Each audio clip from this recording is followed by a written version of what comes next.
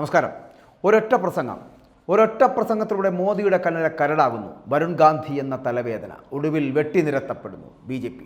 2,80,000 മുകളിൽ ഭൂരിപക്ഷം കിട്ടിയ ഒരു സ്ഥാനാർത്ഥി, ഹിന്ദുത്വ മനസ്സുകളെ ആവേശത്തിലാഴ്ത്തുന്ന തീപ്പൊരി പ്രസംഗം നടത്തുന്ന വ്യക്തി, അമ്മ കൈമാറിയ സീറ്റിൽ വലിയ വിജയം നേടിയ വ്യക്തിത്വം, തെരഞ്ഞെടുപ്പ് രാഷ്ട്രീയത്തിലേക്ക് ഇറങ്ങിയപ്പോൾ വൻ വരവേൽപ്പായിരുന്നു ഞാനീ പറഞ്ഞ വരുൺ ഗാന്ധിക്ക്. പക്ഷേ ചെറുപ്രായത്തിൽ BJPയുടെ ദേശീയ ജനറൽ സെക്രട്ടറി സ്ഥാനത്ത് എത്തിയ നേതാവ് എന്നുള്ള കാര്യം എവിടെയോ ആ പാവം മറന്നുപോയി എന്നുള്ളതാണ്.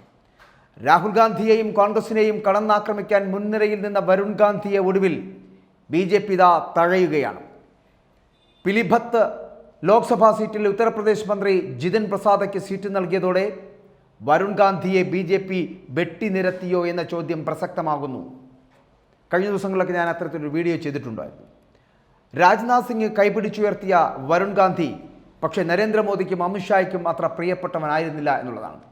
2004 മുതൽ 2019 വരെ വരുൺ ഗാന്ധിയുടെ സുവർണ കാലമായിരുന്നു എന്ന് വേണമെങ്കിൽ പറയാം. അമ്മ മനേകാ ഗാന്ധിയുടെ തെരഞ്ഞെടുപ്പ് വേദികളിൽ പ്രത്യക്ഷപ്പെട്ട് അവിടെ തുടങ്ങിയ രാഷ്ട്രീയ യാത്രയ്ക്ക് BJP പൂർണ്ണ പിന്തുണ നൽകുകയായിരുന്നു. അങ്ങനെ സംഘപരിവാറിൻ്റെ വർഗീയ വിഷം തുപ്പുന്ന നേതാക്കളെ അമ്പരിപ്പിച്ച് തിരഞ്ഞെടുപ്പ് പ്രചാരണ വേദികളിൽ വരുൺ ഗാന്ധി എന്ന് പറയപ്പെടുന്ന നേതാവ് വലിയ കയ്യടികൾ നേടി, വലിയ കയ്യടി പ്രസംഗങ്ങൾ നടത്തി മുന്നോട്ട് പോയി. വളരെ പെട്ടെന്നായിരുന്നു വരുൺ ഗാന്ധി ദേശീയ ശ്രദ്ധ ആകർഷിക്കുന്ന നേതാവായി മാറിയത്. പക്ഷേ ഒരൊറ്റ പ്രസംഗം വരുൺ ഗാന്ധിയുടെ രാഷ്ട്രീയ ജീവിതത്തിൻ്റെ ഗതി മാറ്റി എഴുതി എന്നുള്ളതാണ്.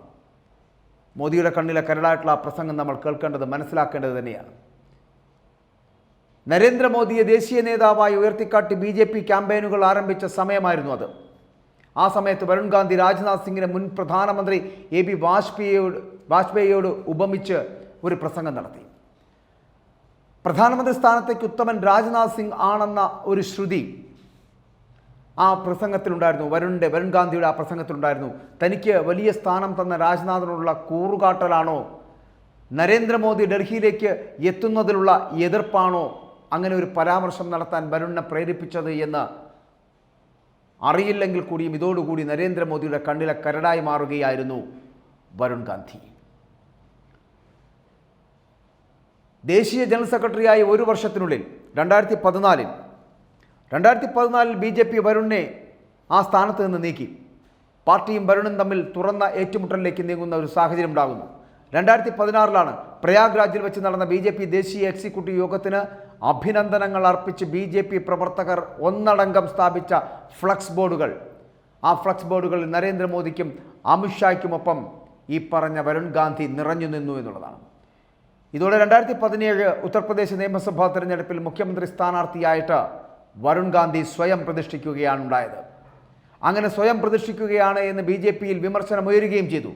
ഉത്തർപ്രദേശിലെ തലമുതിർന്ന BJP നേതാക്കളെക്കാൾ തനിക്ക് ജനപ്രീതി ഉണ്ടെന്ന് വരുത്തി തീർക്കുവാനുള്ള ഒരു വലിയ ശ്രമം അത് വരുൺ ഗാന്ധി മനഃപൂർവ്വം അങ്ങനെ നടത്തുകയായിരുന്നു, അങ്ങനെ നടത്തിക്കൊണ്ടുവരികയായിരുന്നു. ഇതൊക്കെ മറ്റു നേതാക്കൾ ഇങ്ങനെയൊക്കെ വലിയ ആരോപണങ്ങൾ ഉന്നയിക്കുകയും ചെയ്തു. എന്നാൽ അവിടം കൊണ്ടൊന്നും അവസാനിച്ചില്ല എന്നുള്ളതാണ്. മറ്റു വലിയ പൊട്ടിത്തെറികൾ വരാനിരിക്കുന്നതേ ഉണ്ടായിരുന്നുള്ളൂ ആ സമയത്ത് എന്നുള്ളതാണ്. വരുൺ ഗാന്ധിയെ തഴഞ്ഞുകൊണ്ട് നവീൻ ജിണ്ടാലും അഭിജിത് ഗാംഗുലിയും അവരെയൊക്കെ സ്ഥാനാർത്ഥികളായി BJP പട്ടിക പാവപ്പെട്ടവർക്കും ദളിതർക്കും മുസ്ലിങ്ങൾക്കും വീട് വച്ച് നൽകുന്ന പദ്ധതിയുമായി ആ സമയത്തിന് വരുൺ ഗാന്ധി രംഗത്തെത്തിയതാണ് BJPയെ പിന്നീട് ചൊടിപ്പിച്ചത് എന്നുള്ളതാണ്. MP ഫണ്ടും സ്വന്തം നിലയ്ക്കുള്ള ഫണ്ടും ഇതിനു വേണ്ടിയിട്ട് വരുൺ ഗാന്ധി ഉപയോഗിക്കുകയുണ്ടായി. ഇത് BJP നേതാക്കളെ മുഴുവൻ അല്ലെങ്കിൽ ഏറെക്കുറെ അസ്വസ്ഥരാക്കി. മുഖ്യമന്ത്രി സ്ഥാനം ലക്ഷ്യം വെച്ചുള്ളതാണ് ഇത്തരം നീക്കങ്ങളെന്ന് BJP വിലയിരുത്തുകയുണ്ടായി. മനേകാ ഗാന്ധിയും വരുൺ ഗാന്ധിയും കോവിഡ് കാലത്തുള്ള ചില വിമർശനങ്ങളും അത് ശ്രദ്ധിക്കേണ്ടതായിരുന്നു. കോവിഡ് മഹാമാരി സമയത്ത് വരുൺ ഗാന്ധിയും ഒപ്പം തന്നെ BJPയും തമ്മിലുള്ള അഭിപ്രായ വ്യത്യാസങ്ങൾ, അഭിപ്രായ ഭിന്നതകൾ അത് പൂർണ്ണ തോതിൽ പുറത്തു വരുന്ന ഒരു സാഹചര്യം ഉണ്ടായി.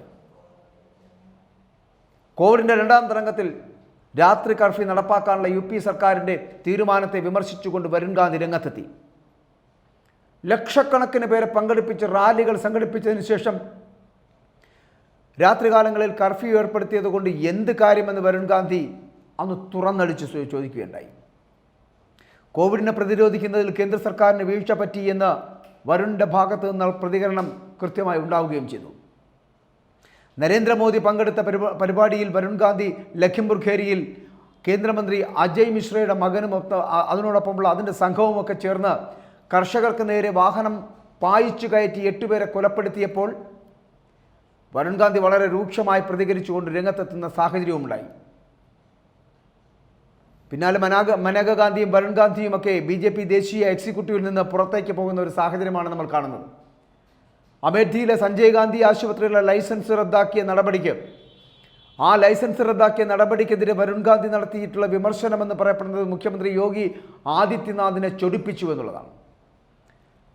ആശുപത്രിയുടെ പേര് സഞ്ജയ് ഗാന്ധി ആയതിനാലാണ് സർക്കാർ ലൈസൻസ് റദ്ദാക്കിയത് എന്നായിരുന്നു വരുണിൻ്റെ വിമർശനം.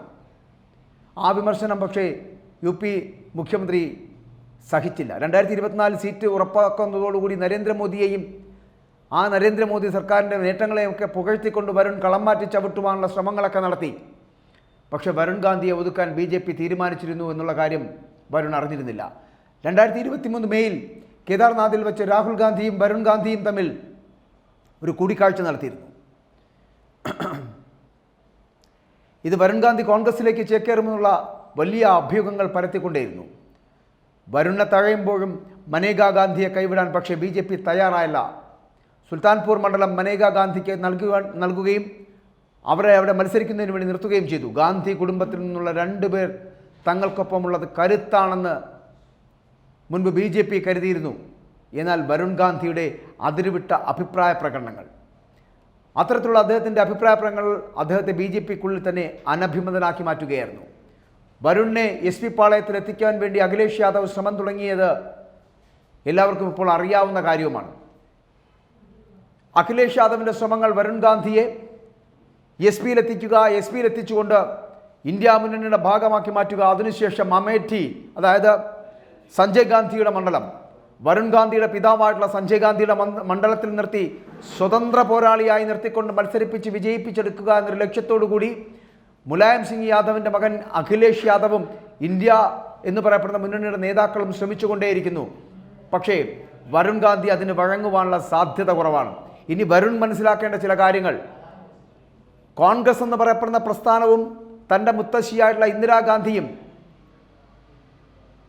സഫ്ദർജംഗിലെ റോഡിലെ വസതിയിൽ നിന്ന് ഈ മനേകാ ഗാന്ധിയെയും 2 വയസ്സുകാരനായിട്ടുള്ള വരുൺ ഗാന്ധിയെയും പടിയടച്ച് പിണ്ടം വെച്ച് വീട്ടിൽ നിന്ന് പുറത്തിറക്കി വിടുമ്പോൾ അന്ന് കോൺഗ്രസിൻ്റെ പ്രസ്ഥാനമോ മനേകാ ഗാന്ധിക്ക് തുണയായി ഉണ്ടായിരുന്നില്ല. പകരം അതിനുശേഷം ജനസംഘവും സമാജ്വാദി പാർട്ടികളിലൂടെയും മുന്നോട്ട് നീങ്ങിയ മനേകാ ഗാന്ധി അവസാനം BJP പാളയത്തിലെത്തുകയായിരുന്നു.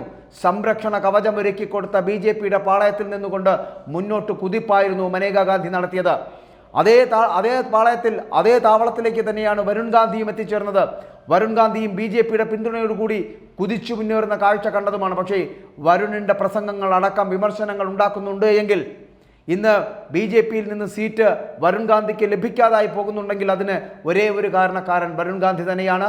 നരേന്ദ്രമോദിയെയും അമിത്ഷായെയും എന്ന് വേണ്ട രാജ്നാഥ് സിംഗിനെ പോലും വകവയ്ക്കാത്ത തരത്തിലുള്ള പ്രവർത്തനങ്ങൾ കാഴ്ചവെക്കുന്ന വരുൺ ഗാന്ധിയെ BJPക്ക് സഹിക്കാൻ കഴിയില്ല എന്നുള്ളത് കൊണ്ട് തന്നെയാണ് വരുൺ ഗാന്ധി പുറത്തും മനേകാ ഗാന്ധി അകത്തുമായത് എന്നുള്ള കാര്യം മറന്നു പോകരുത്. അതുകൊണ്ട് പിന്നിട്ട വഴികൾ, കടന്നു വന്ന പാതകൾ മറക്കുന്ന ഒരു സ്വഭാവം വരുൺ ഗാന്ധിക്കുണ്ടെങ്കിൽ നിങ്ങൾ ഉത്തമനായ ഒരു രാഷ്ട്രീയക്കാരനാണ് എന്ന് പറയേണ്ടി വരും.